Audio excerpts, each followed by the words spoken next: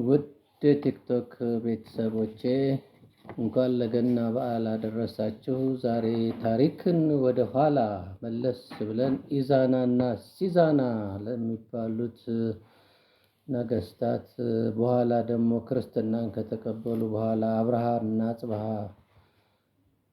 የሚባሉትን ሁለት ወንድማማቾች የአክሱም ነገስታት እናነሳለን።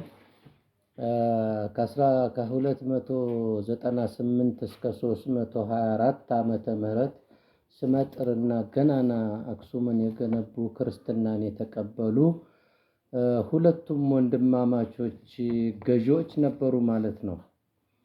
ተስማምተው በኢትዮጵያ ውስጥ ሁለት ወንድማማቾች በኢትዮጵያ ታሪክ ውስጥ የገዙ እነዚህ ናቸውና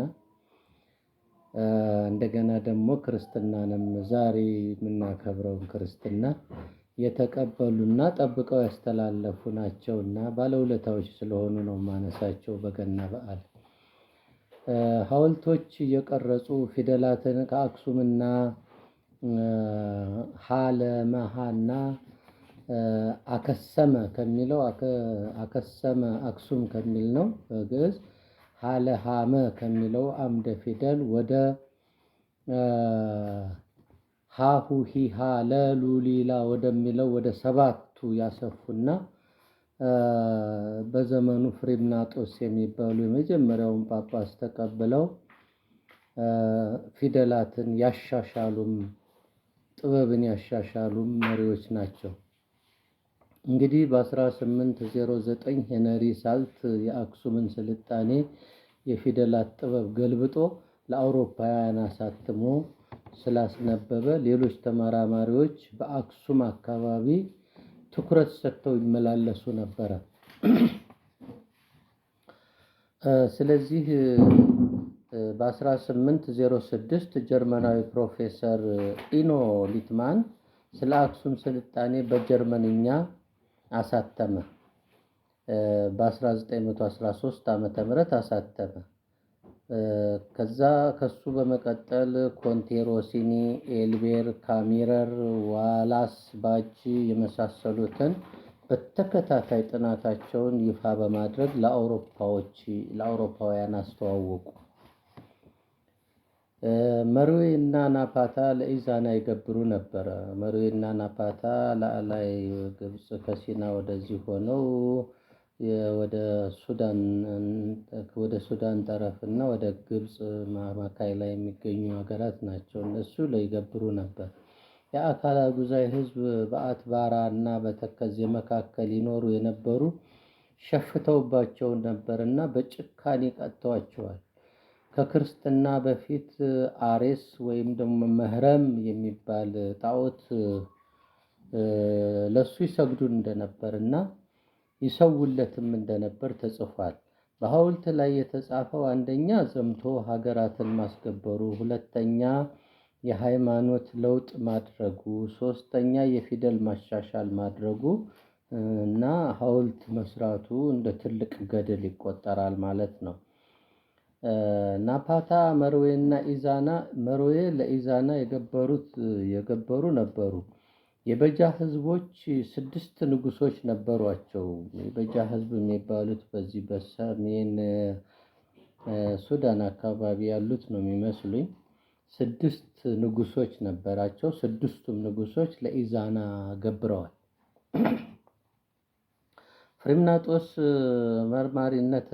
በፍሬምናጦስ መርማሪነትና ሀለሃመ የነበረውን አምደ ፊደል ወደ ጎን በማስፋት ሃሁ ሂሃ የተባለና ቅጥያ እያደረጉ ቅጥያዎቹም ሰረዝ እና ክብ በማድረግ ፊደላትን አሻሽለው ዛሬ ለምንጽፍበት እና ኢትዮጵያ ለምትነጋገርበት ፊደል እነሱ ባለውለታ ናቸው ማለት ነው።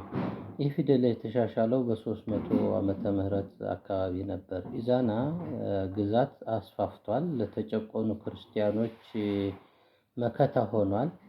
ከክርስቲያን ሀገራት ጋርም ዲፕሎማሲያዊ ግንኙነት አድርገዋል። እንግዲህ ኢዛና ዘመነ መንግስት ግብፅ፣ ምስር የሮም ግዛት ነበረች በዛ ጊዜ። እስክንድሪያና ቆስጠንጥንያ የክርስቶስ መሰረታቸው አንድ ቢሆንም ልዩነት ነበራቸው በሃይማኖት። ቆስጠንጥንያ ወልድ ፍጡር ሲል፣ እስክንድሪያ ኢየሱስ ክርስቶስ ፍጹም አምላክ ይል ነበርና የቆስጠንጥንያው የአብ ልጅ ነው ሲል፣ ኢዛና ሁለቱን ልዩነቶች እያወቁ ሁለቱንም በዲፕሎማሲ ቀርበው ተስማምተው ይኖሩ ነበረ። ኢዛናና ወንድሙ ማለት ነው። እና በጣም ዲፕሎማት ነበሩ ማለት ነው በወቅቱ። ገናና መሪዎችም ነበሩ። የሮማ ጳጳስ ለኢዛና ፍሬምናጦስን እንዲያባርር እና ከእስክንድሪያው ጳጳስ ከአትላቴዎስ እንዳይገናኝ ጠይቆት ነበረ። ይሄኛውን ፍጹም ክርስቶስ የእግዚአብሔር ነው የሚለውን አይቀበሉም ስለነበረ የሮማውያኑ የእነሱን ክርስትና እንዲቀበል ይገፋፏቸው ነበረ እና ነገር ግን እሳቸው ፍሬምናጦስን አላባረሩም። ኢየሱስ ክርስቶስ ፍጹም እግዚአብሔር ነው የሚለውን ተቀብለው ወደ እስካሁን ድረስ እኛ ድረስ ተላልፏል ማለት ነው።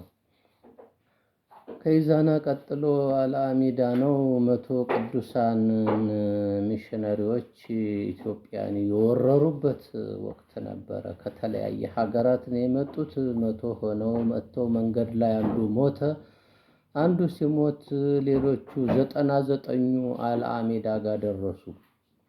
እንግዲህ አልአሚዳ ከኢዛና ቀጥሎ ያለ የአክሱም መሪ ነበር። እሱም አስመርምሮ አበጥሮ ጠይቆ እንዴት ነው? ምንድነው አላማችሁ? ክርስትናውን የትኛውን ነው የምታስተምሩት የምትሰብኩት ብሎ 9ኙን ብቻ አስቀርቶ ሌሎቹን ወደ ሀገራቸው ሸኛቸው። እንግዲህ ድሮ ምን ያክል ጥብቅ መሪዎች ነጮችን ወይም ደግሞ ከሌላ ሀገር የመጡትን የማይቀበሉ ጥብቅ ሕግ ያላቸው መሪዎች ነበሩን ማለት ይቻላል በአክሱም ዙሪያ። ከዛ እነዚህ 9ኙን የተቀበሏቸው እነማን ናቸው ስንል ዘሚካኤል አረጋዊ ከሮም፣ ሁለተኛ ጴንጦሊዮን ከሮም፣ አባ ገሪማ ከሮም፣ ሊቃኖስ ወይም ሊባኖስ ከቆስጠንጥንያ፣ ይምአት ከጣሊያን፣ ጽህም ከሶሪያ ወይም ደግሞ አንጾኪያ፣ አባ ጎባ ከግሪክ፣ አፍጼ እስያ፣ አሌፍ ቄሳሪያ ከእስራኤል ናቸው። እነዚህም ብቻ በመቀበል እና በመመርመር እነዚህ ክርስቶስ ፍጹም እግዚአብሔር ነው የሚለውን ኢየሱስ ክርስቶስን በአብ በወልድ በመንፈስ ቅዱስ የሚለውን እምነት ተከትለው እንግዲህ ሰብኩ ነበር ማለት ነው። እነዚህ አባቶች ስራ ቤተ ክርስቲያን ማሰራት እና ገዳም መገደም ብቻ ሆኖ ቀረ ማለት ነው። 3ቱ አባቶች በትግራይ የገደሙት ገዳም አቡነ አረጋዊ፣ አቡነ ጴንጤሊዮን እና አቡነ ገሪማ ናቸው። ሌሎቹ ደግሞ በየሌላ አካባቢ እንዲሁ ገዳም ሲገድሙ ኖረዋል ማለት ነው። እንግዲህ ይህንን ይመስላል ታሪኩ ማለት ነው። አመሰግናለሁኝ። መልካም በዓል ይሁንላችሁ።